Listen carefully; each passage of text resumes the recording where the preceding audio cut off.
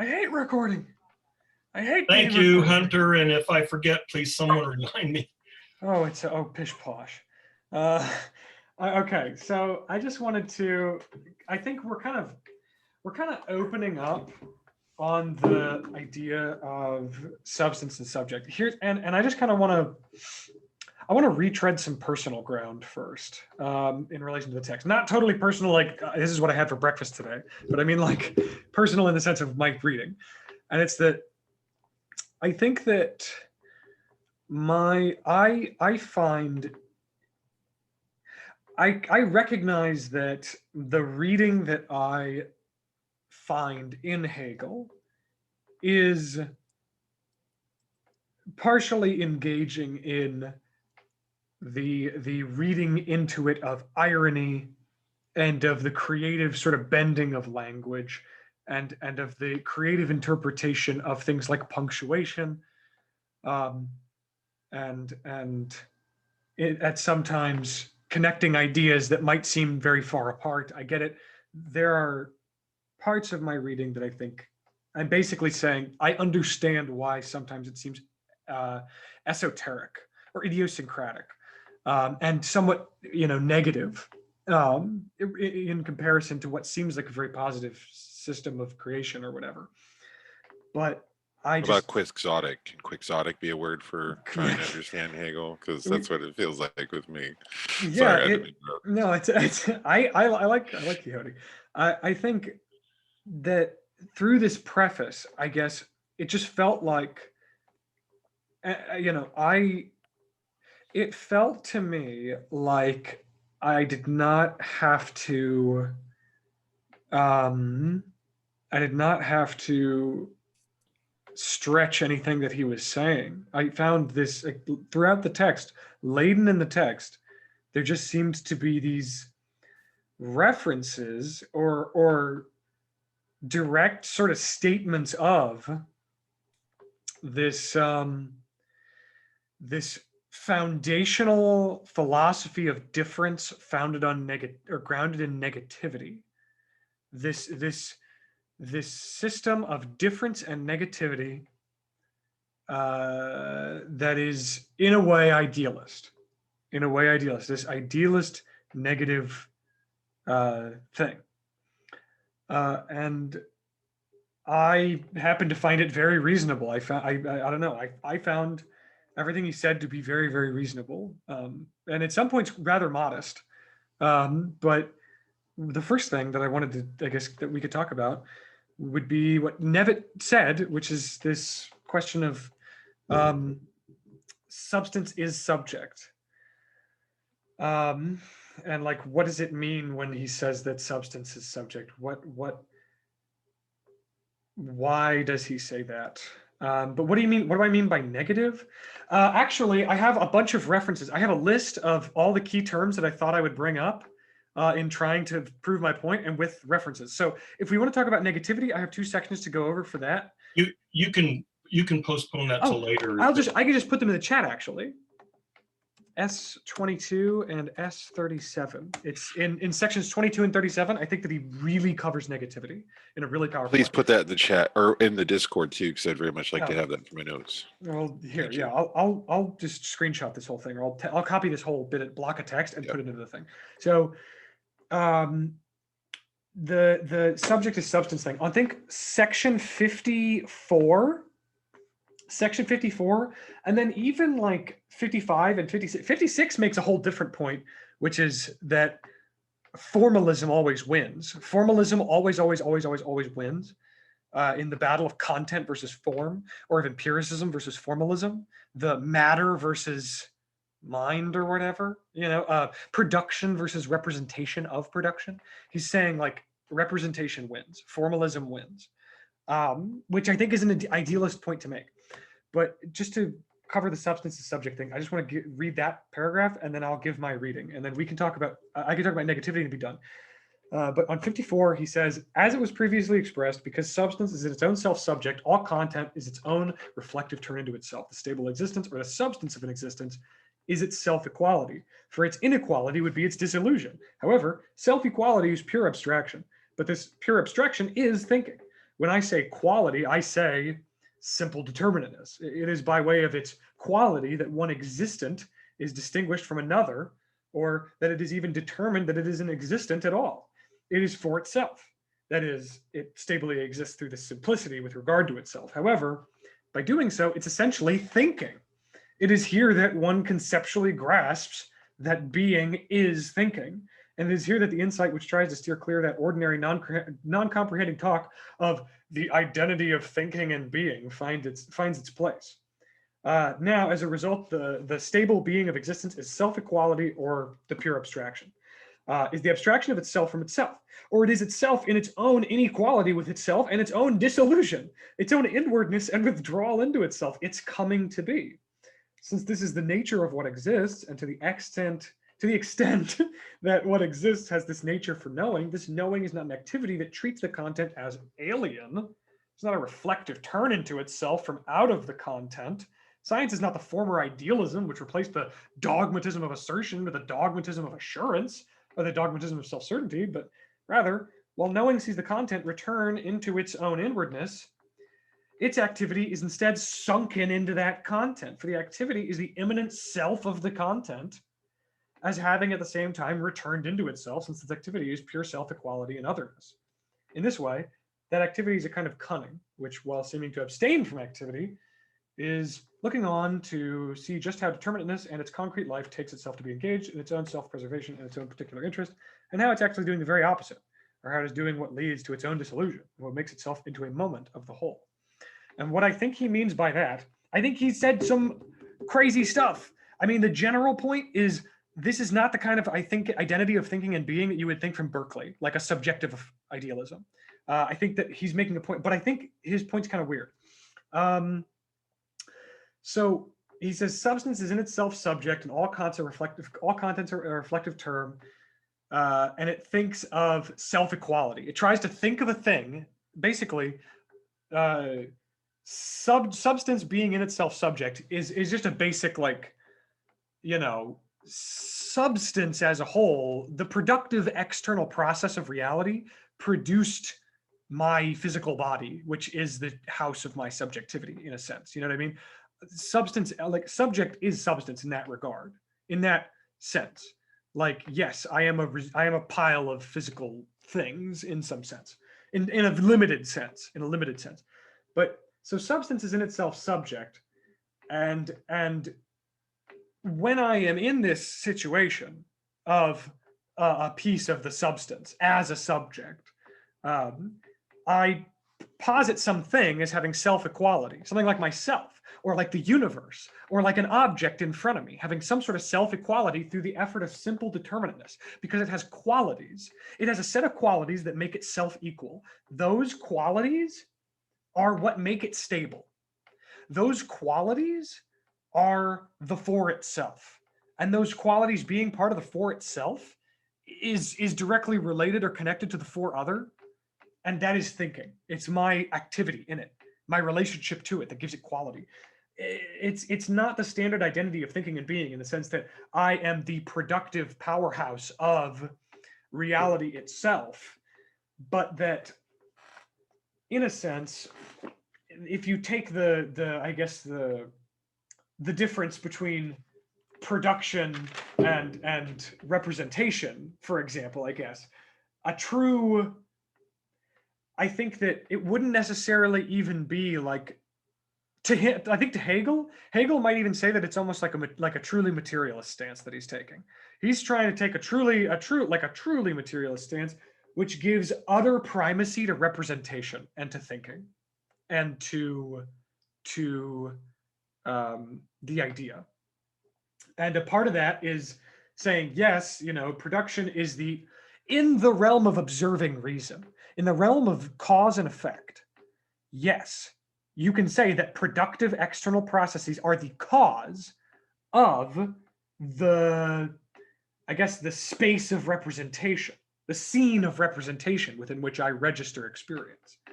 But production, the very notion of production, especially in the way that we can even conceive of it and think of it, it only emerges to fill in this gap in representation, this place that we fail to represent, this failure of fully explicating or understanding the universe is, and turning it into pure formality, is then relegated into the dustbin in a way of materialism, where we say, I can't.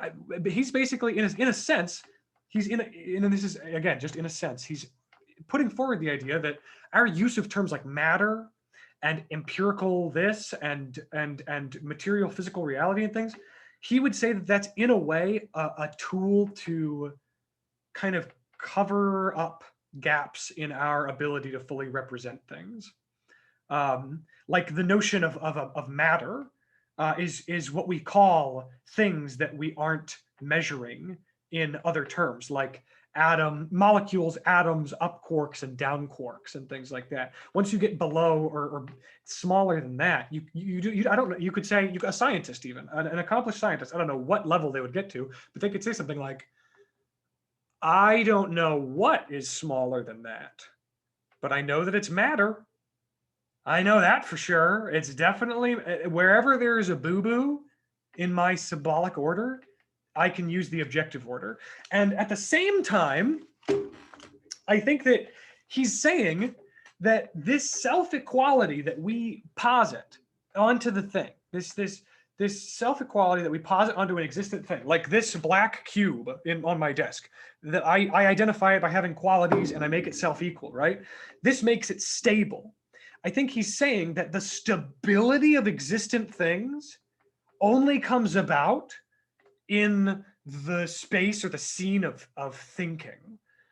And as a part of that is that stability itself, self-equality, is a pure abstraction.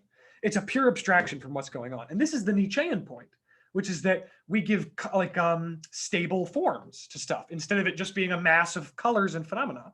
There's like and actually I saw Nietzsche in the preface again, a different place. I saw a different part with Nietzsche in it, but I might find that later. But I think that he's just saying that, like, the notion of self-equality, the stability that we give to the world around us, is a result of thinking, and what comes about through that thinking is the disillusion of self-equality and stability.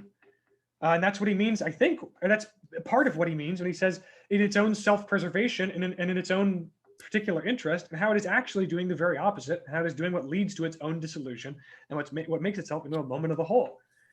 I think that it's the world around it kind of falling apart as it thinks about it, but it's only stable already because it's thinking. You can touch me. What? Oh, I don't want No. that. I don't have my. Oh, you have your screen on. Okay. Anyway, just to Can I ask yes, a question? please. So, I'm thinking of the difference, the different roles of the understanding and of reason, and he seems to. I mean, if I understand him correctly, he thinks of understanding kind of in the same way that Kant does. That understanding only grasps phenomenal reality, and one of their differences is that Kant thinks when reason tries to step outside that, it messes up, whereas Hegel thinks that reason can be useful outside beyond that point. But so when you say thinking is being, maybe I'm misunderstanding you, but when you say thinking is being, it sounds like what you're saying is that whatever, I don't know how to put it, but whatever reality in itself is, I don't know if that's the right way to put it, is this flux. And when he uses the word being, he's talking about what we experience as stable being. Yeah. And thinking as being, what that phrase means is that we impart a stability to things through our process of thinking, which that sounds like what the understanding does. Is that correct? Because I mean, it seems like he's saying that that's the role of the understanding, is actually to grasp this phenomenal reality as it, the sort of the way we normally think of it. But I thought when he said thinking as being, I thought he meant that not just to be restricted to the understanding, but maybe I'm wrong about that. Well, I think that understanding comes to reason in its natural progression or in its natural movement. Understanding comes to reason, and he defines reason as the recognition of itself as all of reality. Which is the phrase "thinking is being." You know what I mean? And actually, in the next couple sections, he says, and I'm not going to read the whole thing like I did that last time because that's a lot, but the basic points that I get just from the next like page is that like the understanding is a thing that deals with existence, i.e. self-equal determinations, this stable world. The understanding is this world of self-equality. And he says, even there's a sentence here where he says, and this is in 55, the intelligibility of the understanding is its coming to be. And this is, in a sense, rationality. He said, and it's the very last sentence. He says, in that way, the intelligibility of the understanding is a coming to be. And as this coming to be, it is rationality. And it's this rational exercise into the world. And this rational probing out into the world of being is where logical necessity, the very next word of the very next section, 56, is discovered. And I think that the point of 56, which bleeds on to the next page, is that things have an immanent logic or essentiality in their being. It doesn't need to be imposed upon in the sense that we assume, but that content is its own transition into formalism. Okay, a way to think of that is that like whatever we could possibly posit as content that existed before us, or as the world in itself, the reality in itself, a way that I think of this, when he says content is its own transition into formalism, form is the coming to be of concrete content itself.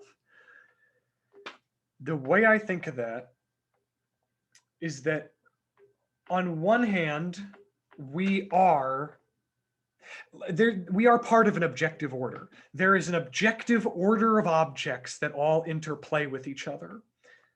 And this is kind of a thesis here that I think I'm finding present here, and it's that if the objective order, well, actually, I think he gets into this later, really.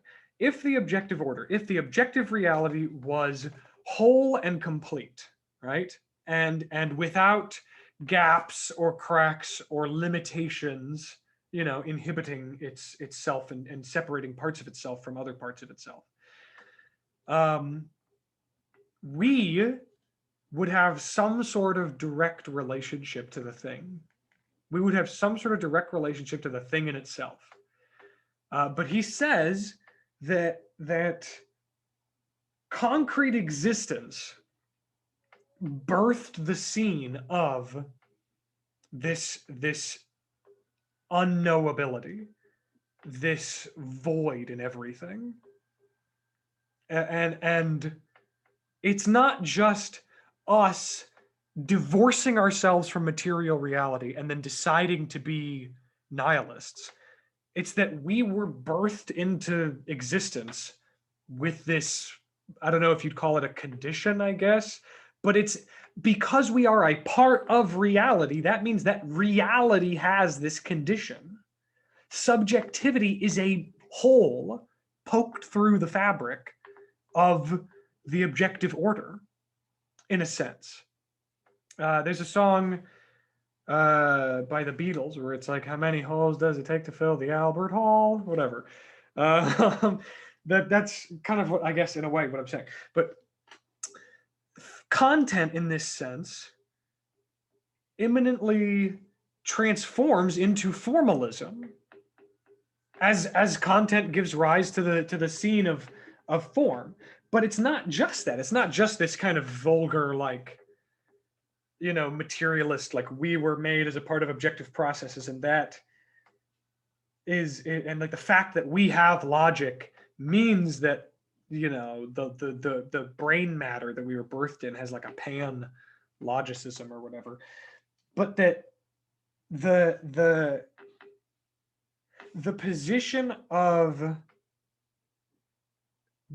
like the subject, the position of the subject that we are ultimately constrained to comes with a lot of weird rules. And one of those rules is, and this is something that I think he implicitly says all through the text, and he says it over and over and over again, and it's that people appear like objects to us, for example. Like, it's almost impossible to be totally, in fact, it's totally impossible to ever be certain that you guys are not automatons or a phantasm. You know what I mean?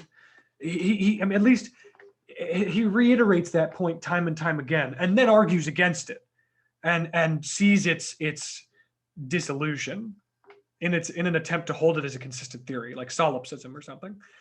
But he keeps stressing that. He's like, if we try to empty our minds and go with just what we know, we can still keep doubting that other people exist. Why is that? Why do people still seem to appear like these? And I forget who I read, but somebody said like the feelings of another person appear to us like the little sister of our own feelings. This sort of imagined idea of what it must be like to be like that. You know, like if somebody's sobbing in my arms and I am not necessarily sobbing, but I know what it's like to sob, you know, things like that. There's a part of experience that is the subjective horizon. And that subjective horizon is what he critiques when he says that you can't stand on your own shoulder and see the truth of reality through some sort of object-oriented ontology or through some hardcore mathematical absolutism or simple essence, like a simple universal essence that says. And when he kind of critiques like new agey spirituality and saying that it like I thought of like tarot cards, where he talks about like it seems like it has the rigor of a science, and it seems that it reaches into the absolute, the already present absolute. You know, I'm saying that, and in fact, actually, there was a whole page that I found that seemed pretty anti-Jung, but that's beside the point. It's this attempt at formalizing the absolute in this way that goes against the problem, the crux of the matter, the problem of being a person trapped inside of a situation surrounded by absolute otherness in every direction. And so the things themselves, the concrete shapes that subject relates to, which is the only option that it has, function in terms of this self-equality, this perception of qualities, or this experience of qualities, and then the disillusion of that experience of qualities, which he would call the dialectical method, or the dialectical process, I guess, in a way.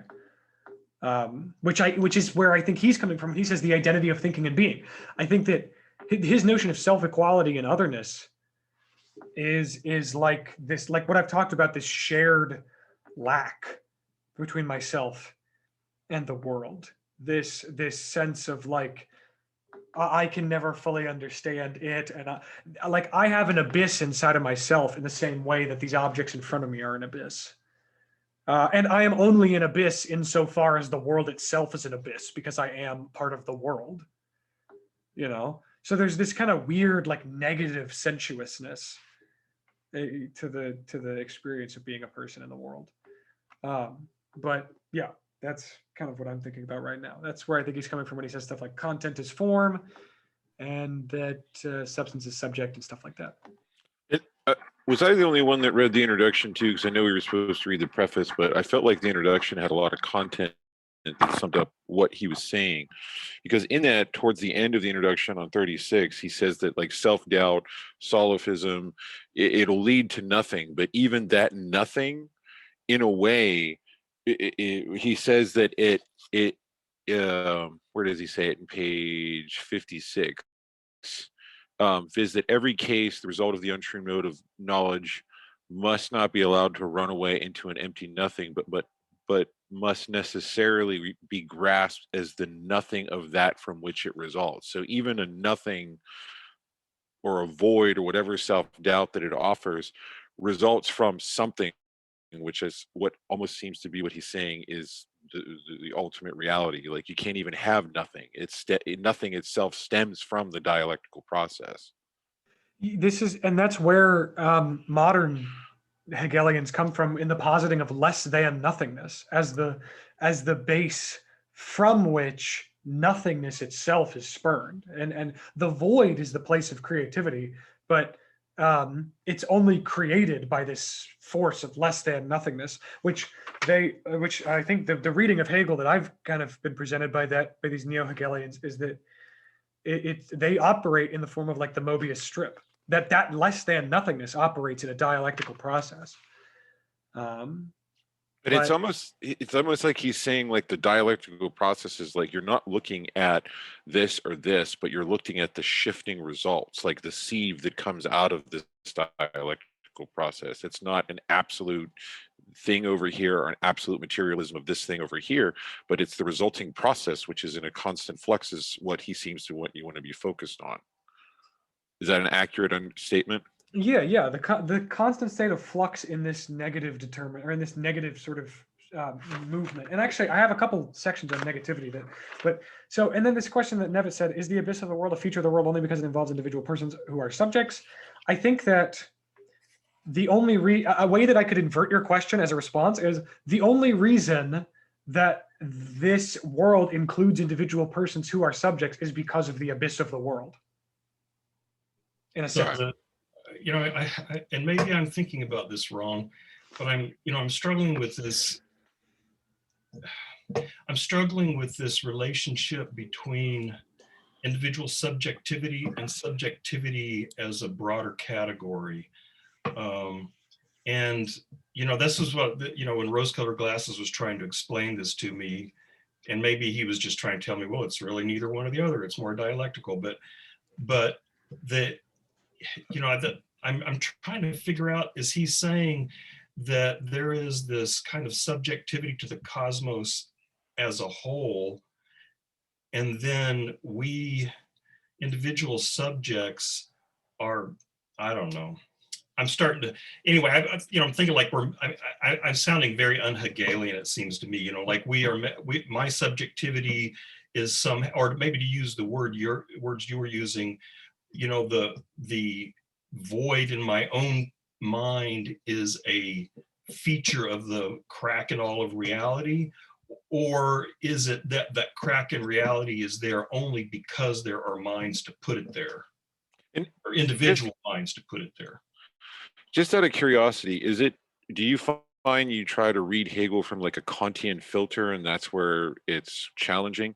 Because a lot of the questions that I hear you asking are usually Kantian examples, and it's almost like we're trying to take Hegelian idealism and filter through Kantian examples, and I'm wondering if that's where that struggles come. But also, Hegel was a big proponent of Kant. I think that Hegel is one of the few people. Sorry, not to cut you off, Nevitt. I just want to say, I think that Hegel, in fact, is like going so far as to be like, no, we like you guys are trying to do this pre-Kantian return to materialism, or this total abandonment of what he's talking about. Hegel is like, we need to really take Kant seriously. We need to really, really take what he's saying seriously and engage with his ideas, like the notion of duty and freedom and the problems of our expectations from those terms and stuff like that.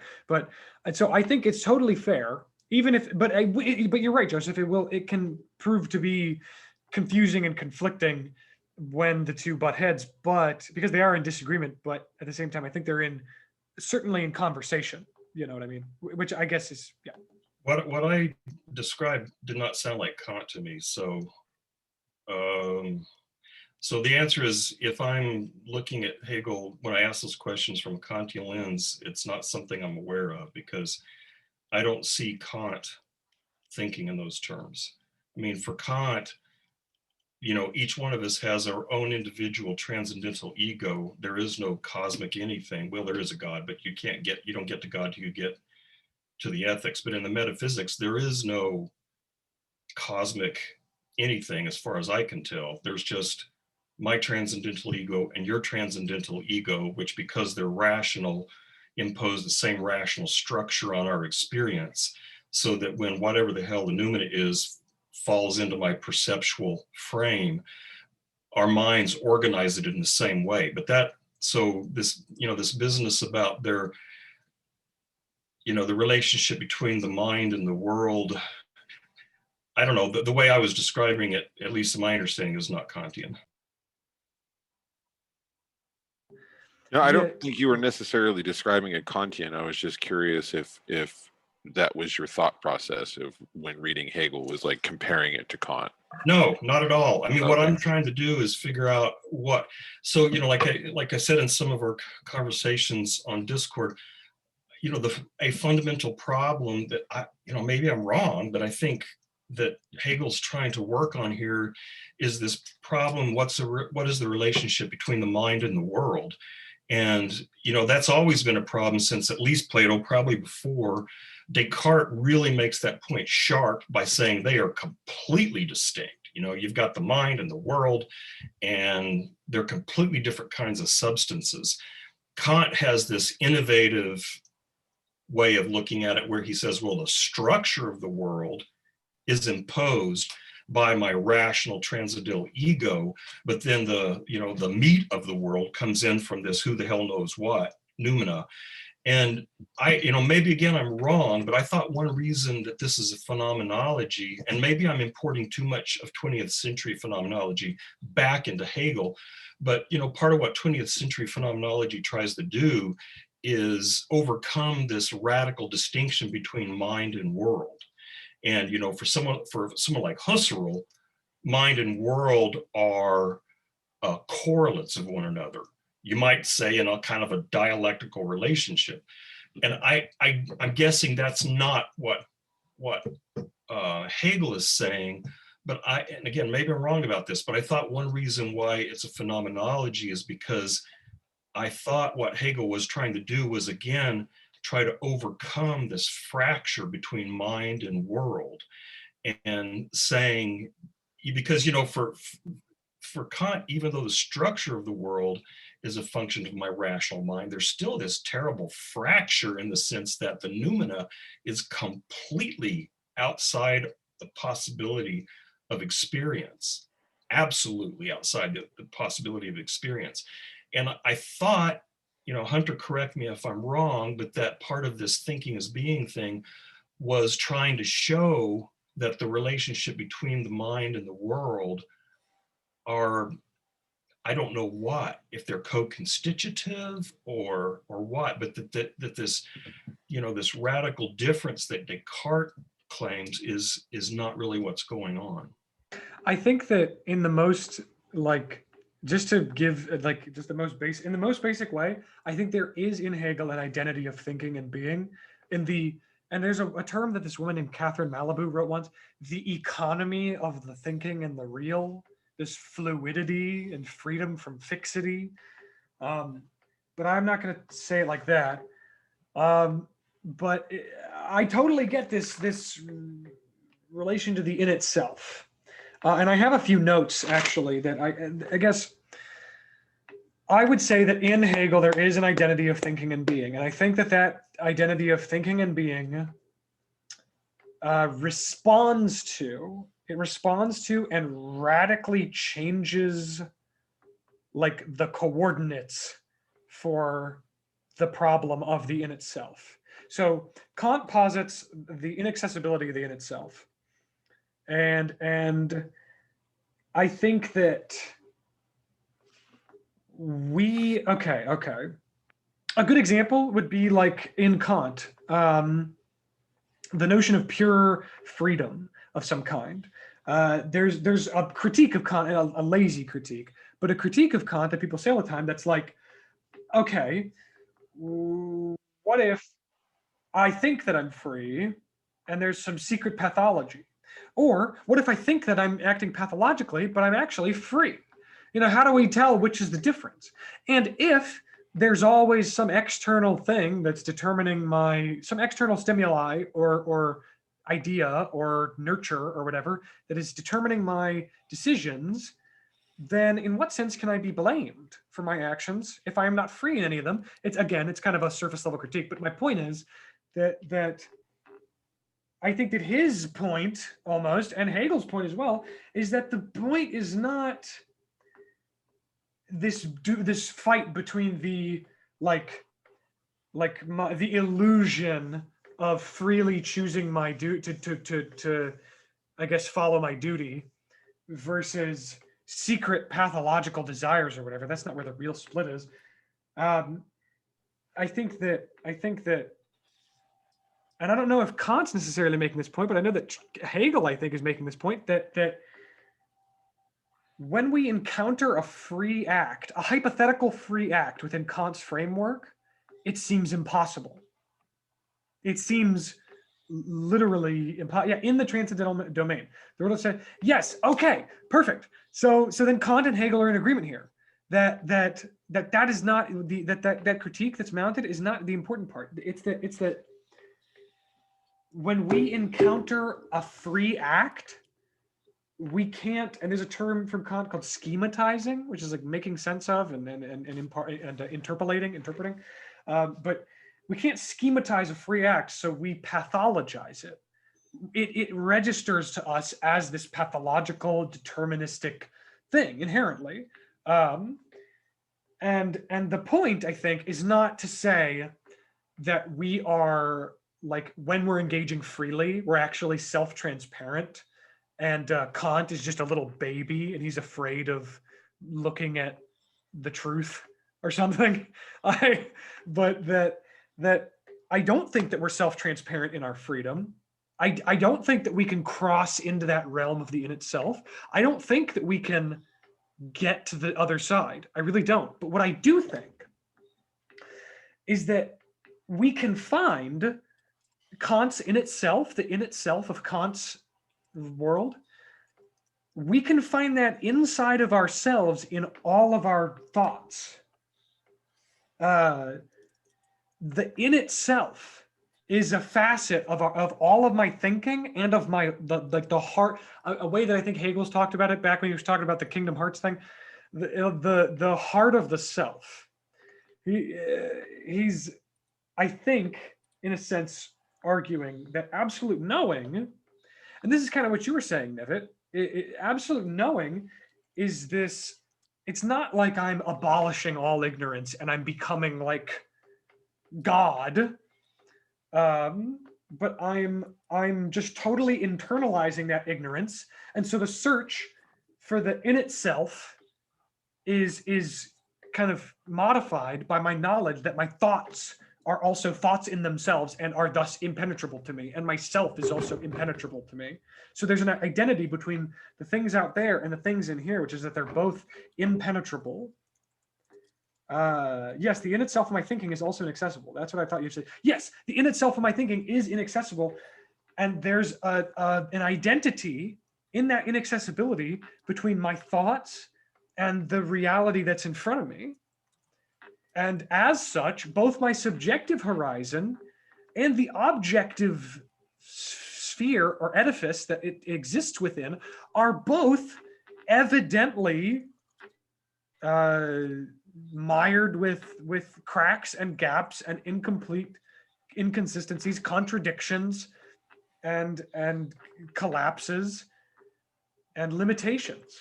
And actually, there's a passage from a different book, from Sex and the Failed Absolute, that I could. It's very short, but it's what Zizek. He's like a contemporary Hegelian. I think here's his description of absolute knowing, just for the sake of it. The subject recognizes its own flaw, lack, failure, limitation, as grounded in the flaw, lack, failure, limitation, or rather imbalance, that pertains to the cosmic order itself. The fact that the subject cannot fully objectivize itself doesn't mean that it dwells somewhere outside the objective order of nature. It means that this order is in itself incomplete, traversed by an impossibility. Far from signaling reconciliation with defeat, such a position opens up new prospects of radical action grounded in the redoubling of a lack. And that's kind of that's the neo-Hegelian reading of the absolute knowing, is finding my lack of ability to fully objectivize myself in the objective order, or to find myself in the objective order ever, is grounded in the fundamental lack or failure or whatever, the imbalance in that objective order itself. The transcendental ego is inaccessible to experience, is also called the noumena ego. Well, yeah, I think that's a part of it. I think that's why I'm saying I think Hegel and Kant see eye to eye in certain aspects. I think that Hegel's taking what Kant is saying really seriously in some regards, but I think that he's further saying that like Kant takes Spinoza had a reality being God. The God is the infinite, and the infinite is all of our experience.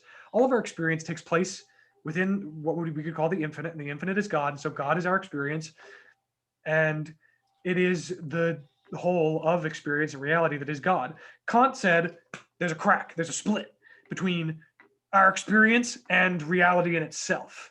And this is the only way that our relationship to God can make any sense. And then Hegel said, okay, that's cool.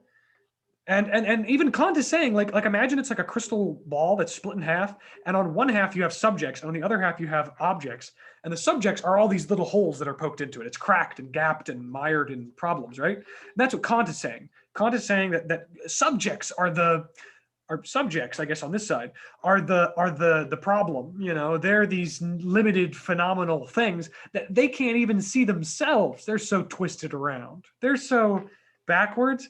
But Hegel is saying the only reason that we are like that is because this stuff over here is also fucked. Like fundamentally, like logically, constitutively, it's dissolving and imbalanced at its core, at the very minimal way in which we could express that it is there at all. From the moment that we attempt to express to another person that there's shit out there, I'm immediately telling like a half truth. Because me saying there's shit out there is embedded in a lot of problems. Is the lack relative to our normal representational consciousness, or our intuitive immediate experience, or what? Lack? Well, you mean like the lack that I see as in myself? What is that? What does that realization accomplish for Hegel? Well, I think that the basic point is to make the move into God. I'm just still talking. I'm just responding to shit in the chat. Jesus. But first off, I think that that the lack is a part of my.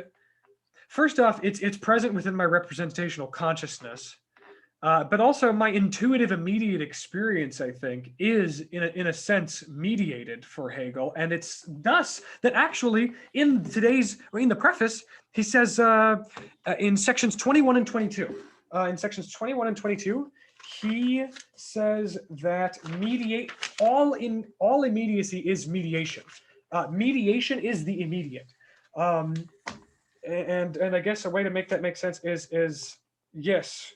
21.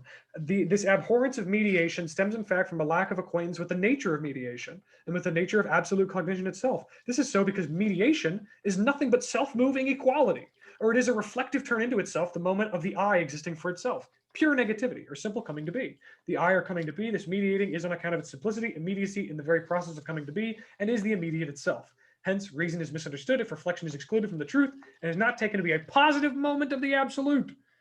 Okay, I don't have to read that whole thing. That's what I'm saying. And Nevitt's kind of with me there, is that like Hegel says kind of uncharitable things to the immediate, but I think that's because he's saying that like to seek the immediate is to scorn the mediate in a way, or the mediated, as being not the positive moment of the absolute that we're looking for. But he's saying that like mediation is the immediate. Mediation is nothing but self-moving equality, the moment of the I existing for itself. The I or coming to be, this immediate, or sorry, this mediating, the I or coming to be is this mediating, is on account of its simplicity, immediacy in the very process of coming to be, and is the immediate itself. So mediation is the immediate. Let me ask a question, if this is a way of thinking about that. So when I'm thinking about, I mean, this is an old trope, but when I'm thinking about subjective consciousness, if I had a kind of consciousness that was, if I was unaware of my own consciousness, it's not clear I could be aware of objects either. And so, you know, I'm wondering if like immediacy and consciousness would just would be it completely empty, because, you know, like absolute immediate consciousness, which may actually be what, you know, the non God, what that called, the sort of Zen thing. Anyway, the state of consciousness when you're not, when the self evaporates. But that you know, that pure immediate consciousness is not aware of things. And so that in order to be aware of things, the subject has to be aware of self. And so there can't be there can't be an immediate awareness of self, because as soon as there is an awareness, that is mediation. So self-awareness is already mediated in the sense that it is, you know, like Hegel says, reflected back into itself. And it's only through that self, you know, that self-mediation of reflection that there is the possibility of a world of objects appearing. Is that a way of thinking about immediacy? I agree with that. And to in total, in concert with that, the way I see it is that the immediacy that we are talking about is present in a sense, if we're going to speak, if the word immediate is going to have any definitional consistency at all and be able to be spoken as a term. But the only thing that is actually immediate to us is mediation itself, because that is what we are in a sense. That's, I think, part of what he's saying is like the only thing that's immediate to you, I guess, would be mediation itself. Because mediation is the simple coming to be of the I existing for itself in pure negativity. But then this also, immediacy through experience gives way to itself as mediated. Yeah. I think like the term immediacy, yes, it's like, it's only able to be experienced as mediated immediacy. We can only kind of theorize about it. But when we theorize about it, it appears as this like necessary, like no duh logical part of it's like, of course it's immediate because it is what I am, of course. But I can only say that now through mediation. We can only see paradise from the fall. But also in response to what you said, Joey, about like what can we do from this position? I think that's like the question of what to do with absolute knowing is like, on one hand, we can try to make ethical gestures towards something. We could try to engage in a community of believers around something, or in a sense, I guess. Okay. One thing that I think is important about Hegel's mission, or Hegel's like, you know, if there is any sort of call to arms, which I don't think there is really, but like if I could say that there is kind of one in some stupid idea, it would be that we can do the impossible, and the way to do the impossible is to attain absolute knowing, right? To enter into a space where nothing else could possibly, you know, happen. We could end the game. We can reach absolute knowing of our era or whatever, right? And end the game in a way, so that the only thing that could happen afterward would be nothing possible. There's nothing possible that could happen. But time goes on.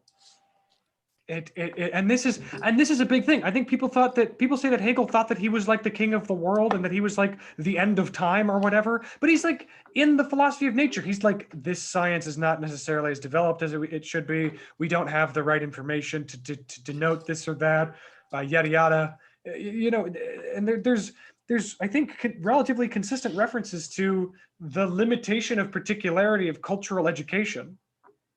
And the cultural determination, or like the social or even temporal determination of being an existent individual. So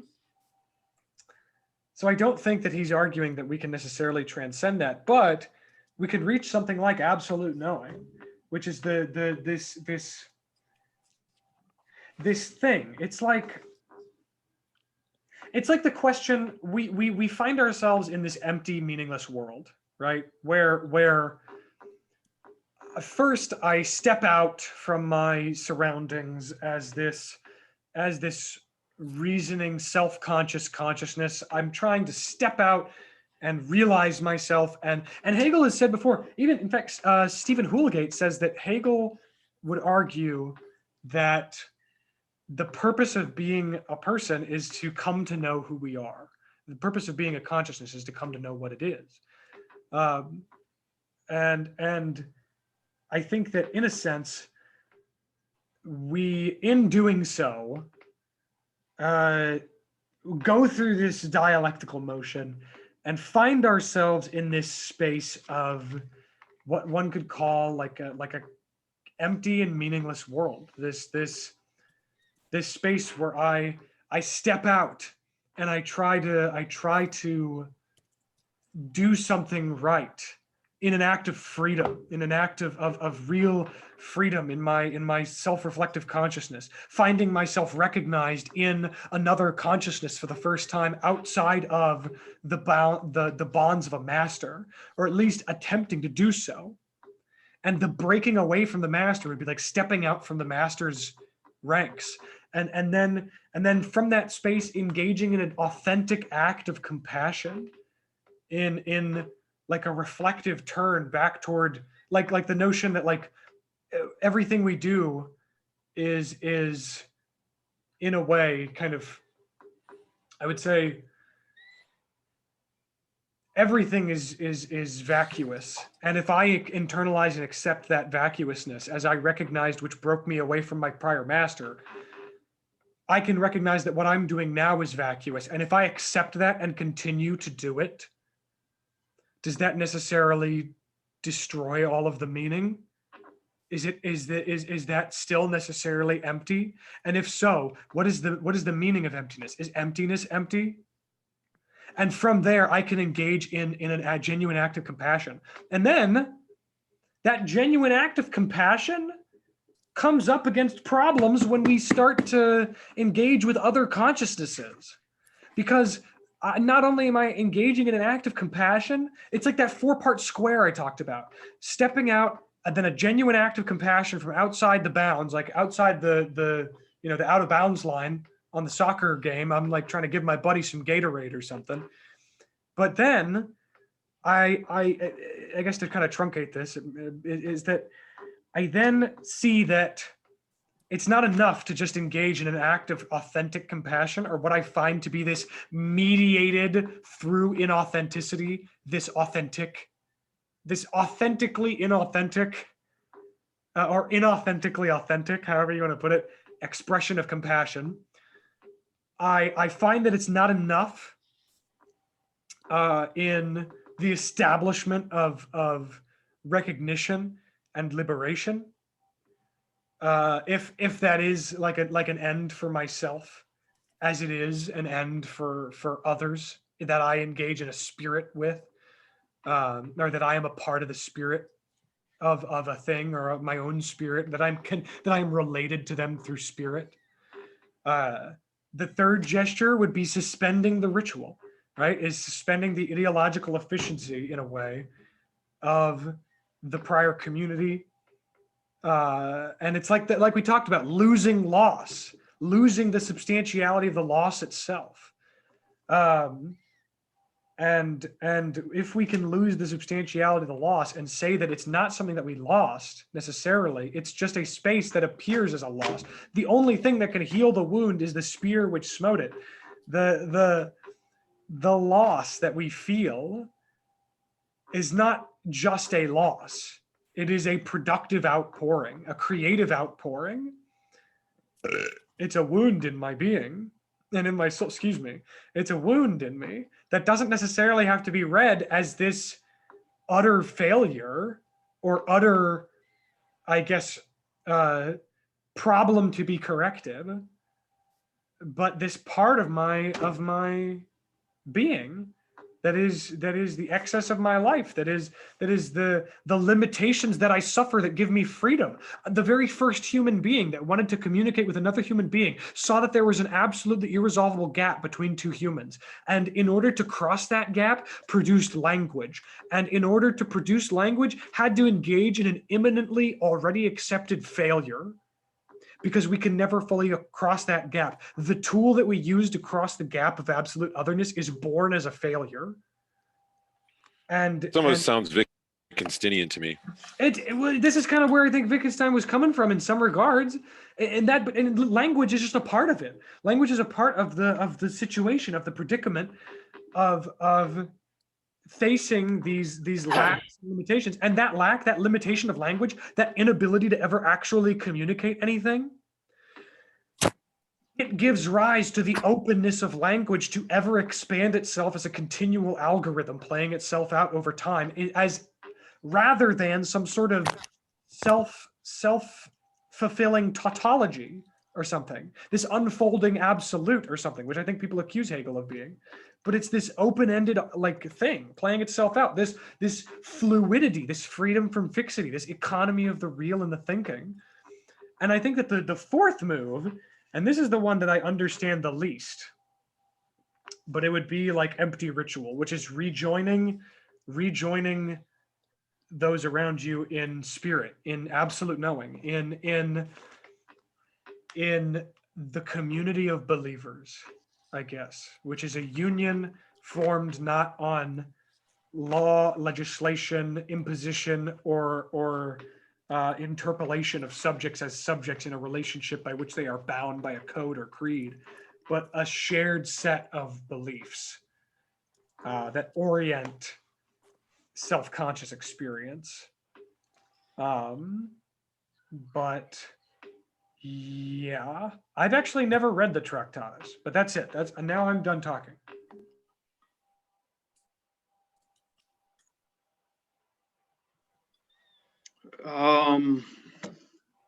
Jesus, there's so much I just don't understand. I feel like the more I read of this and try to understand it, I don't know. I feel dejected by Hegel, I think, but I don't. It seems to me like there's something that he's trying to come to, some kind of resolution. So in some sense, there's definitely this aspect of a kind of fixity that, and a kind of immediate unity that he clearly doesn't like. But then it's kind of through this process of coming to something, that's where this unity kind of comes to fruition. It always has to be a coming into being. But it seems like there's still this aspect that there is some kind of a synthesis, some kind of a unification, a connectedness that he's really trying to get at. And that's where the unity of being and thinking seems to lie for me. It seems like he's saying that it's this kind of innate thing right now. It is this kind of imperfect, asymmetrical kind of thing, but through just the developing of these things, they come to a greater harmony and unification and all these things. Okay, so I can read this, but just the fact he uses the expression organic whole several times, organic unity several times. What does that mean, other than organic unity? So if everything is this absolute like disconnectedness, why does he talk about connectedness so much? It just seems okay, I'm just gonna read this part. Okay. This movement of pure essentialities constitutes the nature of scientific rigor per se. As the connectedness of its content, this movement is both the necessity of that content and its growth into an organic whole. The path along which the concept of knowing is reached, likewise, itself becomes a necessary and complete coming to be, so that this preparation ceases to be a contingent philosophizing, which just happens to fasten onto this or those objects, relations, or thoughts arising from an imperfect consciousness, and having all the contingencies such a consciousness brings in its train. So it seems like he's saying that this is very much a necessity. The movement and the connection between this content within consciousness and of essentialities, whatever the hell that is, that those things, part of the scientific rigor that he wants to do, the propositions, they connect to get the subjects and the predicates, and they move through this kind of internal differentiation, but ultimately they're an internal differentiation within the same thing, the synthetic identity. So that seems to be what he's saying, is that there is this kind of synthetic unity, but it just hasn't come into actualization yet. It hasn't come into being in and for itself in its completeness, but that's where it's heading, and that's what the movement is itself. So yeah, that's the only way at least I can make sense of something like that. So yeah, someone help me out. Actually, Joey, you go ahead. I have to pee really bad. Yeah, I mean, when I was reading that, I was kind of like, it reminded me of like the form kind of comes from the content, and it shouldn't be like externally applied. And to kind of like, like he talks about kind of immersing yourself in the content and letting it like have its own movement, as opposed to like this external application. And I think that's what gives rise to like the necessity of it. Like it has its own necessity inside it, as opposed to like it's a contingent external form. Because that seems to be what he says in the introduction when he says on page 55, where he says, "In so much as the new true object issues from it, this dialectical movement which consciousness exercises on itself and which affects both its knowledge and its object is precisely what is called experience." Then he goes on page 56 towards the end to say that the experience of itself, which consciousness goes through, can, in accordance with this notion, comprehend nothing less than the entire system of consciousness, or the entire realm of the truth of spirit. So it's almost like the self-reflection of that being back to consciousness itself, with the unification of spirit, of the Hegelian idealism. That movement is what he's focusing on, that makes the inaccessible noumena for Kant accessible through Hegelian experience. Is that a good way to say it? Yeah, I understand what you're saying there. But then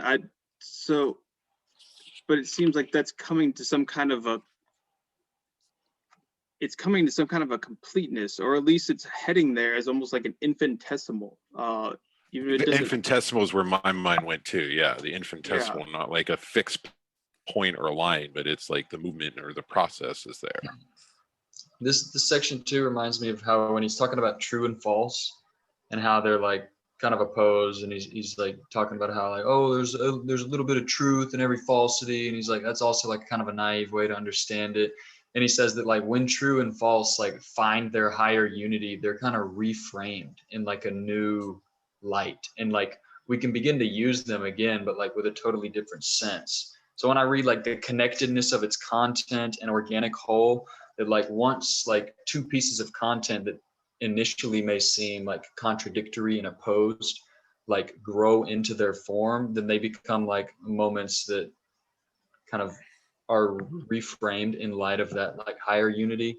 Yeah, I guess I do see it. It's never like maybe it's just like those moments of focus, right? Like if you think about each shape of consciousness has its moments of focus that are growing into an organic whole that's going to take shape in the next shape of consciousness.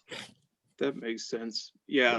Like maybe Yes. I remember in those earlier sections, he says basically that about that there's, you know, these apparent contradictions, which is kind of naive philosophy or common sense thinking or whatever would say, these things are opposed and stop there.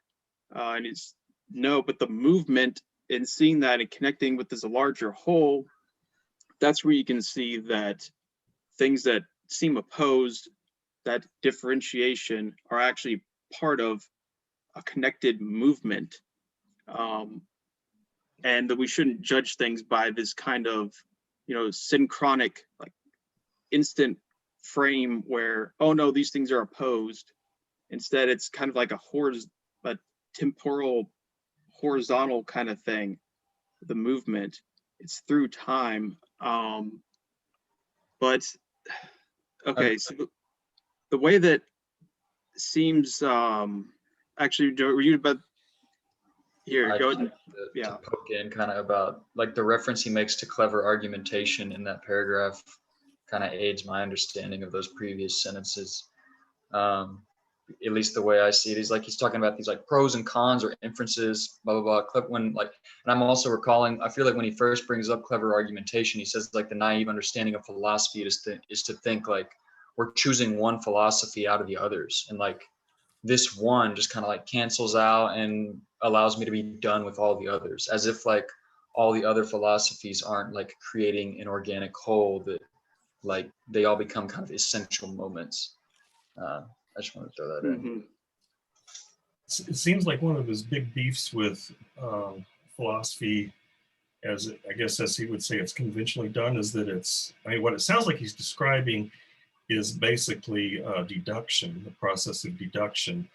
Like he mentions mathematics and so on, and he seems to think, so where where you need to end up, and so then you create a logical deduction that arrives at a fixed conclusion that gives you a definite answer.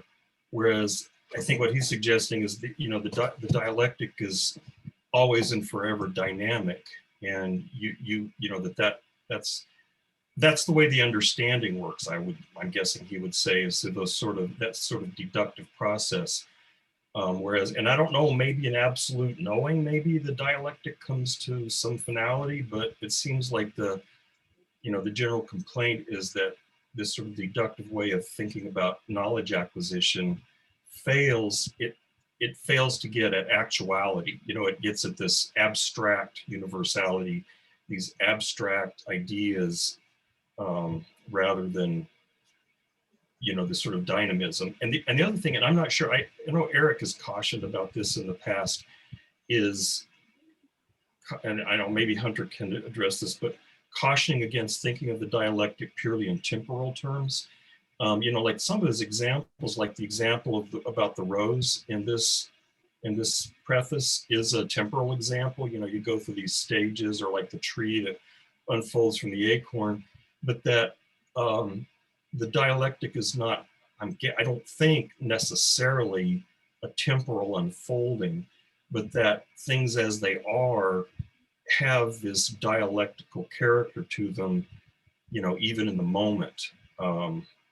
So there's probably temporal examples that are helpful to understanding what dialectic is. But I think this whole movement in the phenomenology is not a temporal moment. It's not a temporal process. Maybe you could think of it as a temporal process if, I don't know if you could do this, but if you could map it out like the development of human consciousness from an infant, through a more maturing mind, and then the person becomes a philosopher and studies philosophy, and so maybe you could map it out in a sort of temporal fashion. But I'm not my sense is that the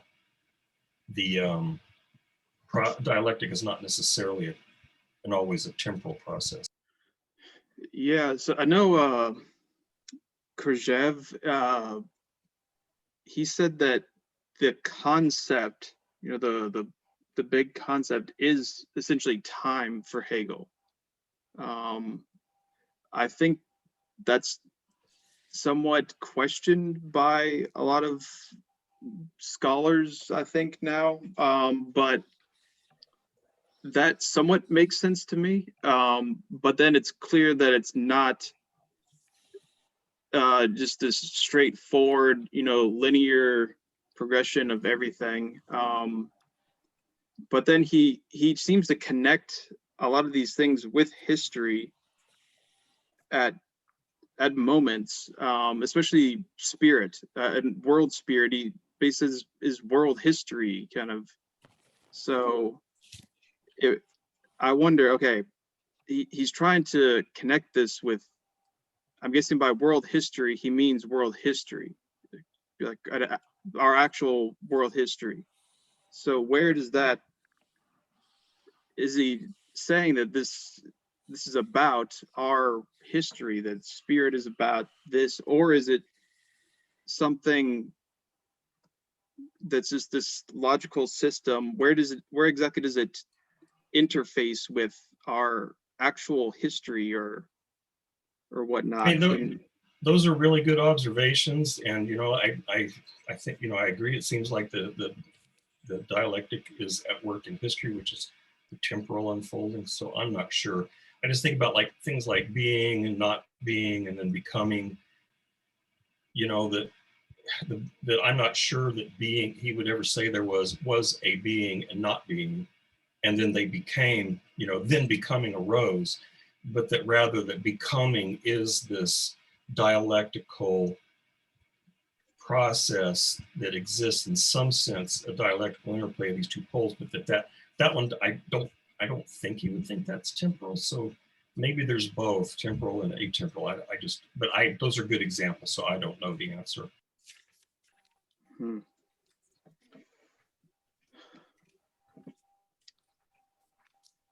Yeah, so the other thing that kind of confuses me is that, okay, so I kind of get that he's saying, okay, if we just go by the content of something, like some kind of claim of immediacy, that there seems to be a necessary unfoldment given that, but that's only for a kind of retrospective kind of self-consciousness, right? That's not that's clearly not true for the kind of consciousness wrapped up in the immediacy of actually going through it. Because clearly, otherwise, how would you explain, diversity and setbacks and all these things? So it just seems he puts so much stock on necessity that it's hard to understand exactly what that really means in terms of actual experience, because our experience doesn't have that necessity, but then the kind of the dialectician has to kind of understand it from that to understand the movement and kind of piece it together as a retrospective thing. So then, but what exactly is it retrospectively putting together? It's just the logical movements of a kind of hypothetical experience of this. It's hard to understand exactly where those distinctions are being made or what it's referring to. Maybe that's why he's got that, that dual perspective thing going that, I was used by, that Joey pointed out a while back, that you've got the we, we're observing, and then you've got the, I don't know what, I'm going to hesitate to say person, but this, we are observing this process developing. Maybe the we is a way of temporalizing something that isn't exactly temporal. In other words, maybe it is we reading this book. We're reading it. I mean, reading it is actually a temporal process, And maybe by reading it, we're kind of laying out on a timeline something that is at least not exactly like that. Yeah, I think I misspelled that. There we go. All right, cleared that one up. So that, yeah, that makes sense. I think that's really important to understand. And I think that's kind of what I'm just trying to get at, is that, okay, there is this thing, the path of consciousness and its immediacy that goes through this whole step in the book is kind of like this one character. It's Frodo on his adventures, you know. But then there's this kind of meta perspective.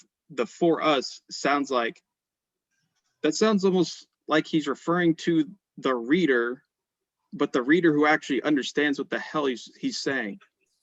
It's like, if I have this hypothetical reader who gets what I'm trying to say, then that's this person. My mom just brought me tacos and beans. Thank you, Mom. You're welcome. And Oh, Mom! oh, she already left. Too late. But yeah, it seems like that for us is really important for having that necessity that it sees in the other, the unfolding of the other consciousness or whatever. But I think I have difficulty in seeing exactly how the necessity, because the necessity is only in that one aspect, but it's about this other one. That's where it seems like that relation is just not quite there in the way that I think Hegel wants it to be.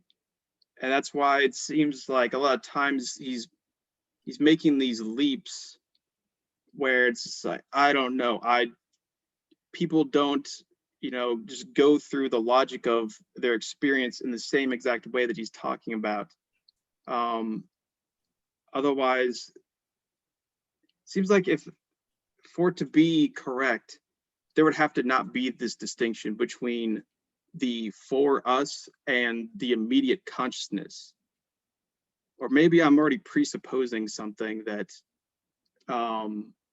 Hegel would disagree with, but that's at least kind of, I think that's my stumbling block at this point, is trying to understand exactly what's going on with that, because I can't help the feeling that he's just kind of saying these things are necessary unfoldings, but that he's kind of, he's basically a very intelligent person who finds ways of making them necessary. So yeah, I'm gonna eat my tacos now.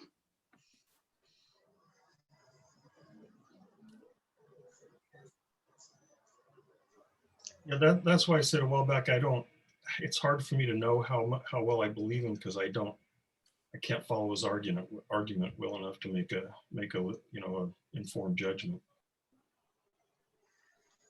I mean, I'm still holding on to that quote, the Alma Minerva thing, and maybe it's just the idea that like it can only appear, or it comes off as necessary after the fact, right? Like I'm thinking of like the true false thing, or like the development of philosophy as a whole. Like once the organic whole has emerged, it's like seen that all the moments were necessary to it.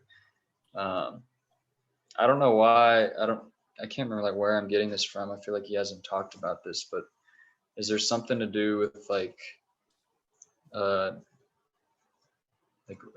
recollecting or like redeeming a past for Hegel? Like I feel like it's like a lot of dealing with the past that isn't, like, I feel like that's like a thing I've heard about Hegel, but I don't know. Yeah. How to, The way a lot of people take that quotation is more of, well, it can, do you really understand your action as you're acting? Or upon reflection, when you think, why did I do that? Does everything that you know about yourself and others come into play? And then it's like, oh, okay, now I understand why I did that. But during the action itself, you're not analyzing it. It'd be very difficult to analyze every single thing you were doing as you were doing it. In some ways, that could make it impossible for any of us to act. I'm not saying Hegel says that. I'm just saying, as a human being. So I like what you're saying. It reminds me kind of what Hunter was saying, and that like almost like we're always gonna like feel that maybe there's like emptiness in the current act we're doing, right? Like we're never assured of it. We're never assured of the necessity, like as we're going through it. But you know, after the fact, like it comes about. Yeah, I it's think. even been. I'm sorry. Go ahead, Chase. I apologize. So I was just gonna say, yeah, that makes sense in that that's a good example, that kind of basic like retrospective kind of view that he definitely requires, in that, okay, I do something, and this I think could also tie in with the thinking is being thing, in the sense that, you know, I do something, I don't know, I just did this with my hand, you know, I didn't understand at the time. Now I can retrospectively reflect on it and put it into concepts, and then I come to a understanding of the being of it by understanding it reflectively. And it's kind of, you know, a very kind of conceptualist understanding of it, that, but while I'm doing these actions or whatever it is, I don't understand them. I'm just kind of flying along with the immediacy of whatever this is. And then after the fact, I can go back and look at it, and then maybe if I do it well enough, my concept will match the being of what I'm conceptualizing. And so maybe that's kind of it. I think but I think that's a good example of the basic movie's doing. And he's kind of doing that, but then just kind of like absolutizing it, or just taking it to almost like a ontological force, or I don't even know at that point.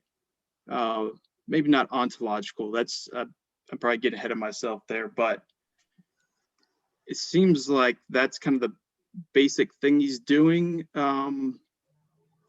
It's just hard to picture exactly what it is that how he makes that move of kind of expanding that to such a degree.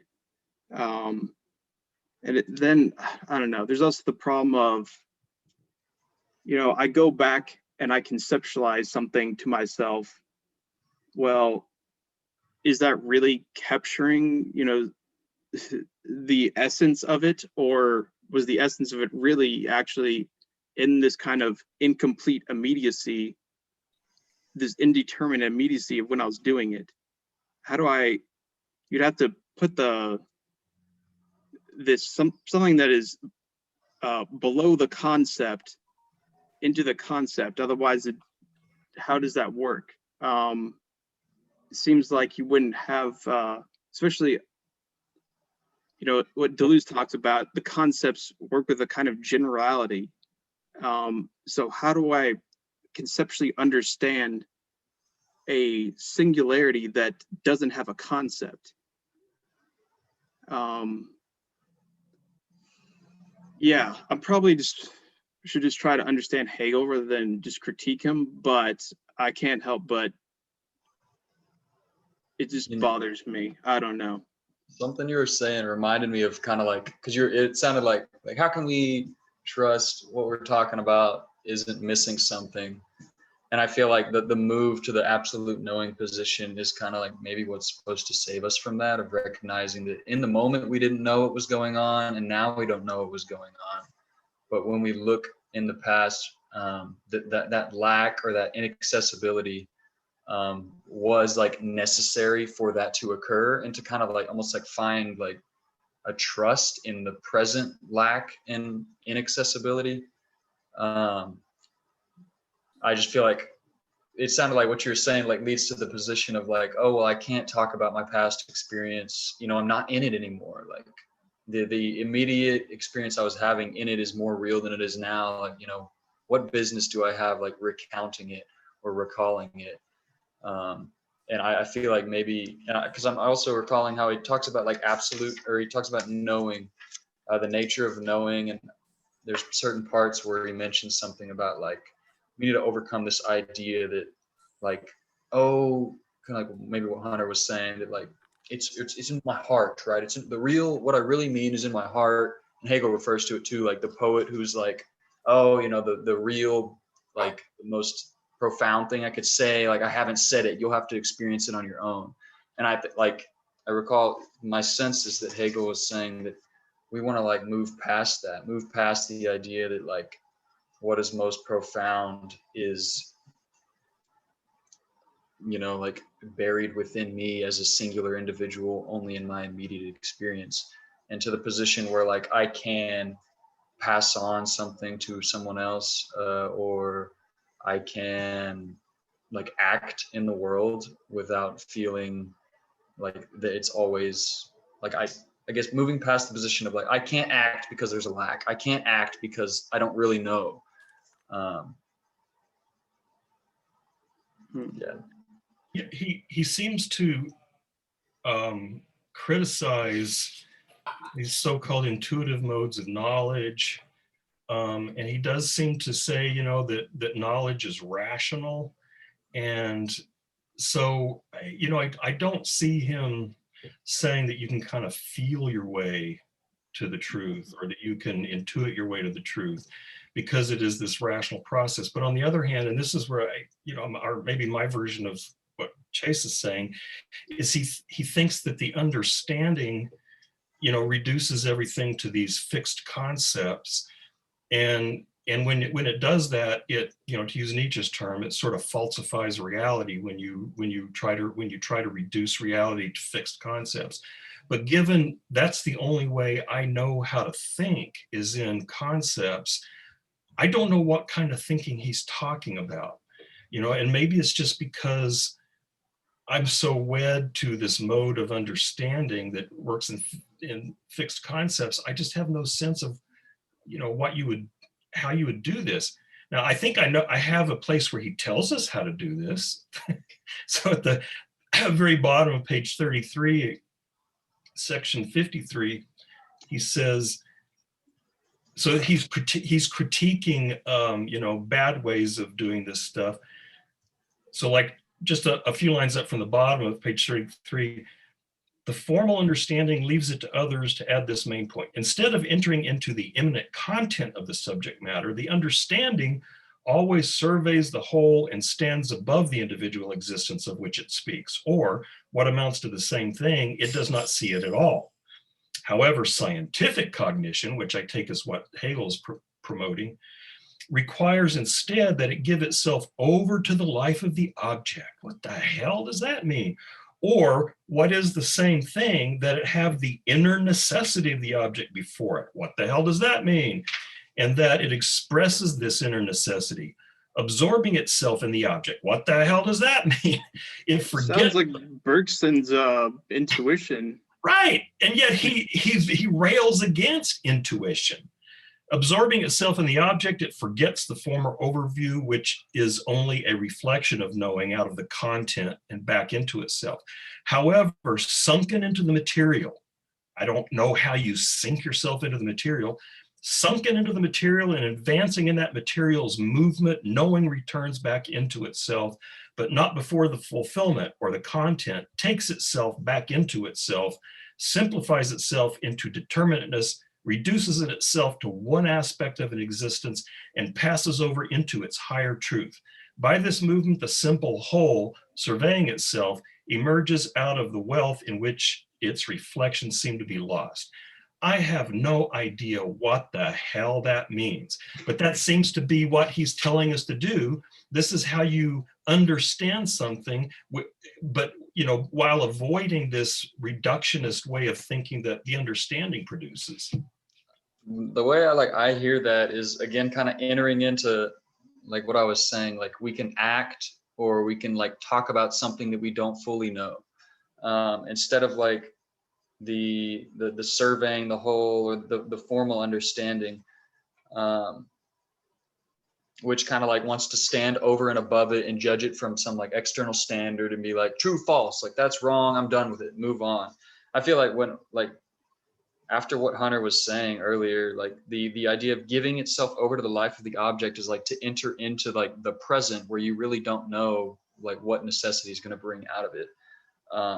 It's like the future is still contingent. The inner necessity of the object, I'm not sure like how to read that other than like almost like, again, like just trusting that necessity or the truth of the whole is going to come like at the end. And I feel like that's what he gets at when he says not before the fulfillment or the content takes itself back into itself. It's almost like you're getting, yeah, it did remind me of Bergson there, but yeah, I'm just imagining like you're, and how he does in the book where he's like entering into these shapes, and he's not just like critiquing them from the perspective we know he's going to arrive at. Like we don't really know where he's going to arrive at.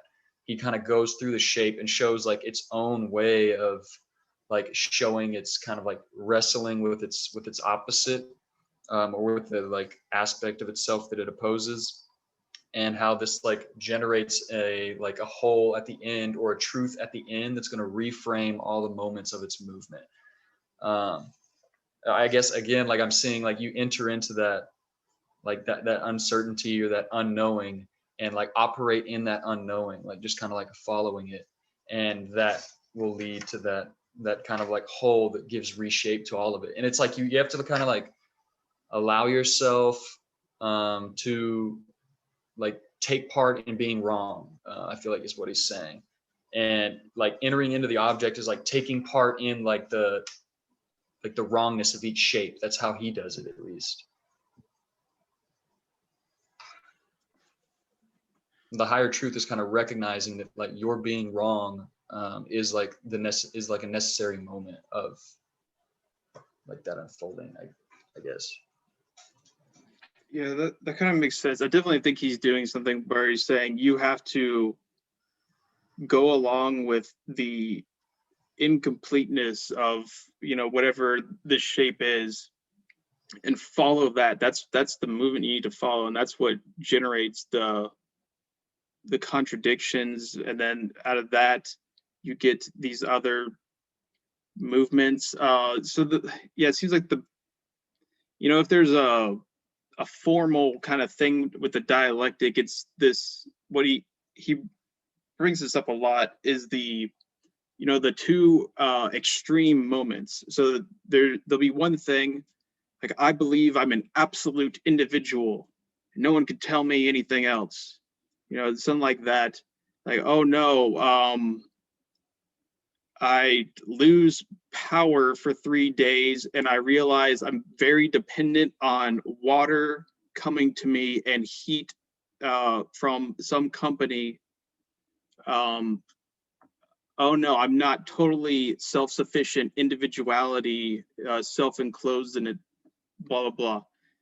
So just the playing out of that would generate another extreme, should be, oh no, I'm totally just not an individual. That's not what I am. This is false. This is wrong.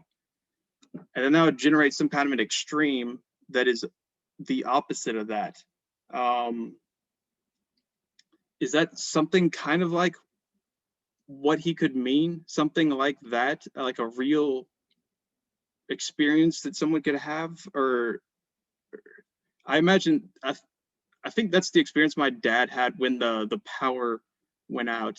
He's like, oh, you can do everything if you just want it, you know, and individual, you know, and but then his power went out for like 3 days, and then it's like, oh no, you're yeah, got some problems there. Looks like you're dependent on other things there. Yeah. And so, but then my dad didn't become Hegel, at least not to my knowledge. I don't know, maybe he has. You know, he's going to experience some cognitive dissonance, but then he's just going to go buy a generator, and then I keep going with it. So I can see how there's these limited points of view. They generate contradictions and things like that. And then, so would the thing be, okay, from the kind of like for us perspective would be something like, I can see how that generates its own contradiction. That moment of that truth claim right there, it generates a contradiction.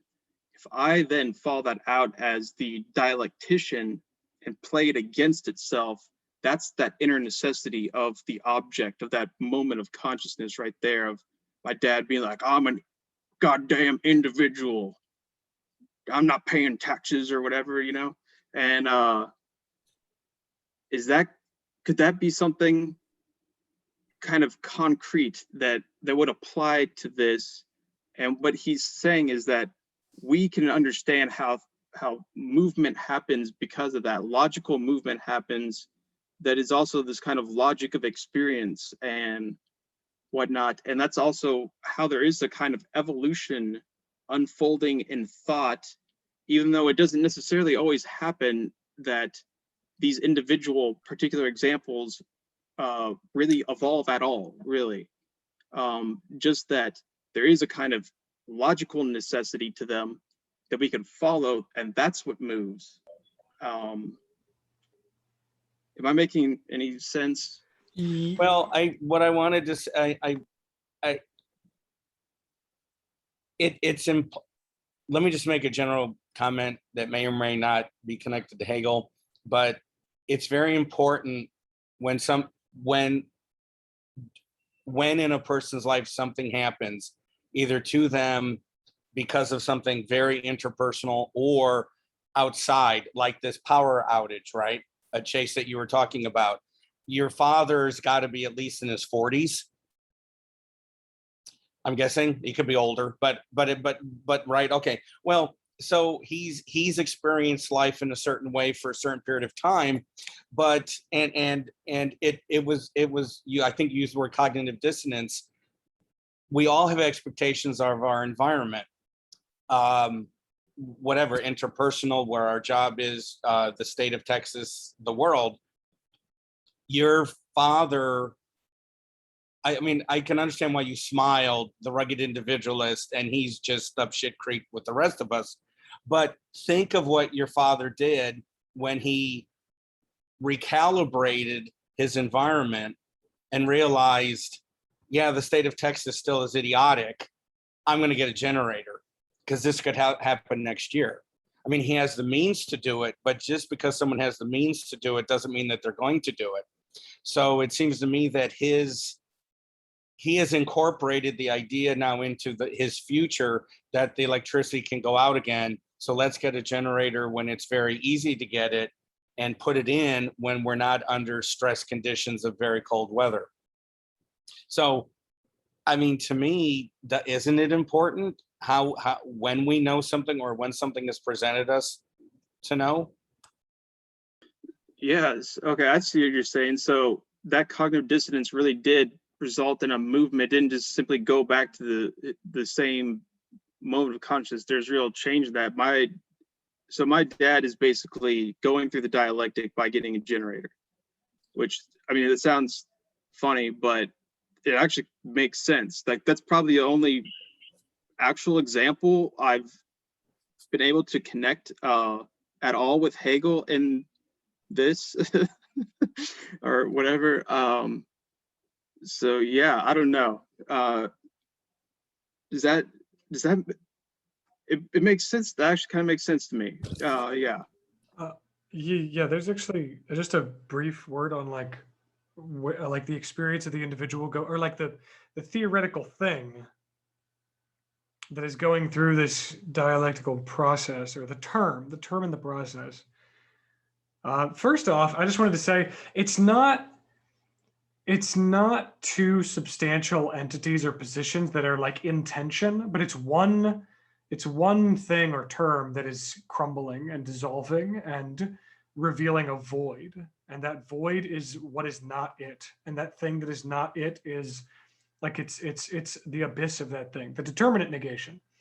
But anyway, just to kind of give credence to kind of this idea about your dad, it's like, I know one thing for sure about Hegel and his notion of the totality, and it's that in order to relate to the totality in order to conceive or grasp or apprehend or attempt to work with universal cognition.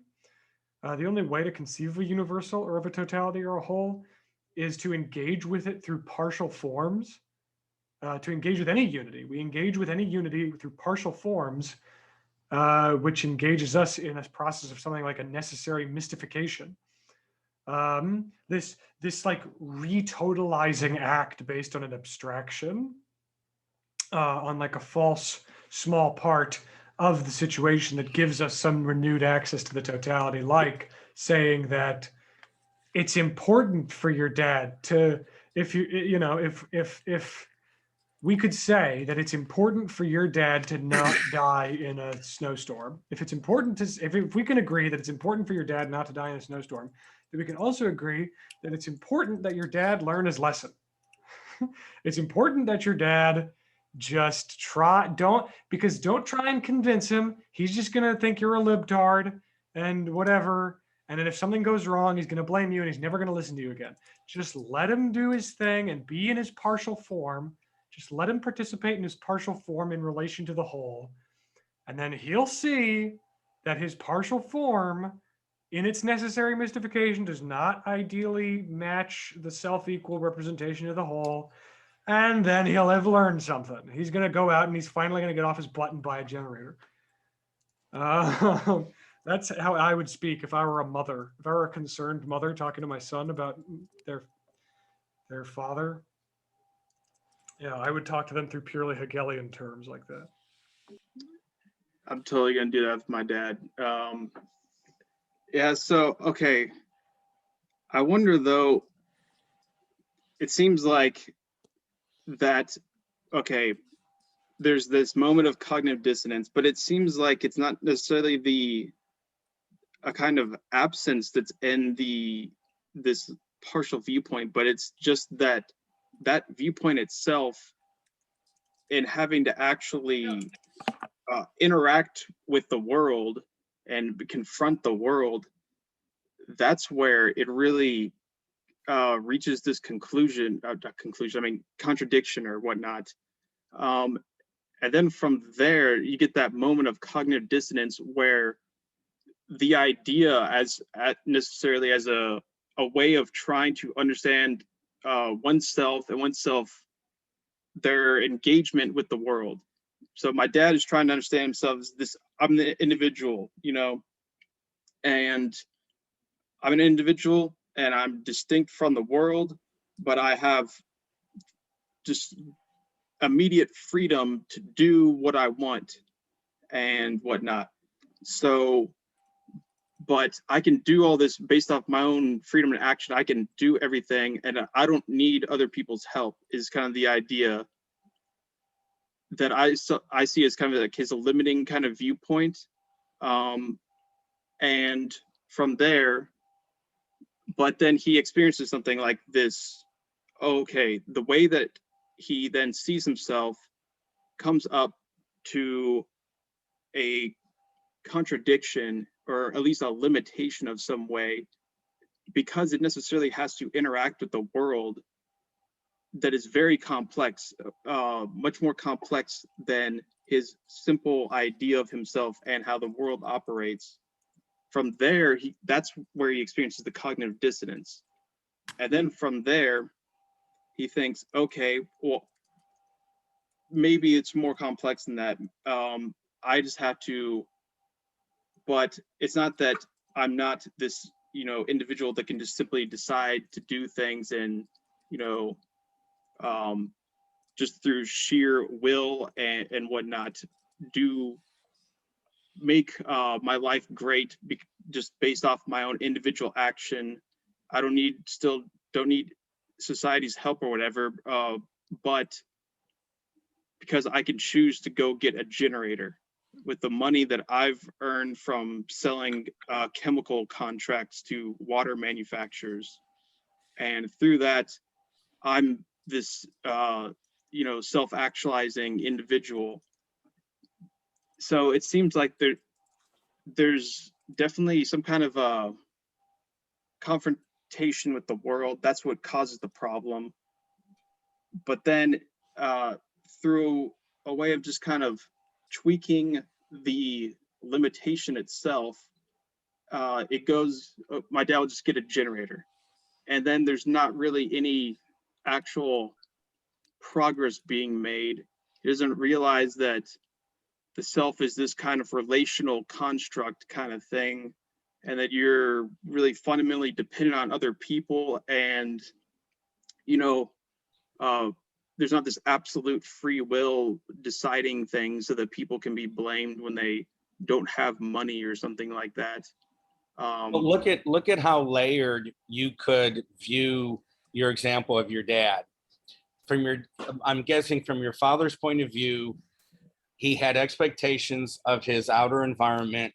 Some of them were proved false. So now he's modified his behavior and he's going to buy a generator. So from his, begging your pardon, worldview, he is still the rugged individualist. He's the one that modifies his home environment. So if anything screws up outside of that, he's taking care of it. Your point of view could be like, Dad, you didn't make that generator. You didn't manufacture that generator. Whole bunch of people you don't know. Some who are dead, who maybe had the patent for it. And what's the manufacturing, right? What's the factory? How, and now what about the trucker? What about the people who loaded that thing? So both of what you're saying is true, right? I mean, yeah, your father said, hey, I need a generator. I can't trust these people. I've got the means. I'm going to go do it. But you're saying, look at the broadest totality that you can. And you realize that there are, I don't know, hundreds, maybe thousands of people who are actually involved that permitted your father to grab the generator, purchase it, and then he or other people installed it. Yeah, probably other people. But yeah, that makes sense, because I think the thing is, so I could explain that to him and he would just like, what, I don't care, whatever. And then he could kind of experience that contradiction, but not actually advance to some kind of, well, of course, it's just a simplified, a synthetic thesis, after that, where there's really some kind of progress logically made. Where in the same way I could think of it, though, from my, for us perspective, and think about it, and okay, I can see why, if I have this kind of systems theory, relational, my fancy college degree and all this stuff, I can look at it and give some kind of logical analysis of it, of why this failed, and then exactly why there's a problem there, what the disjunct is. But the thing is, he's just going to keep going with this habit of thinking of himself in this way. There's not going to be a kind of real shift in his thinking. But then the kind of Hegelian dialectic thing is to be able to see that movement and go to that contradiction, but then think of it they kind of separate that logic from that situation. And then from there be like, okay, this determinate truth claim has this opposite, this other term that it generates just through its contradiction with the environment or whatnot. And from there, I can get other truth claims that are just as the same kind of, yes, they're partial, they've got all these problems with them, but this is a real moment of consciousness unfolding. So then he just keeps going with these, and that's kind of what the book seems like to me, is that it is that unfolding like that, where they're kind of interlocked with these claims. But then well, maybe I don't need to have a but in this, except that at least makes it a little more clear to me to be able to think of it as a real situation that actually happened. Except I'm not actually sure my dad got a generator. He just said he was going to. So I think I need to text him and ask him this, and basically the truth of Hegel will retrospectively be determined based off whether my dad has gotten a generator or not. Your dad will definitely appreciate understanding his situation through the Hegelian dialectic.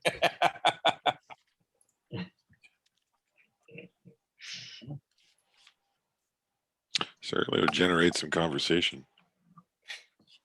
Sorry. That was good. I like that. Don't encourage me. It's a problem.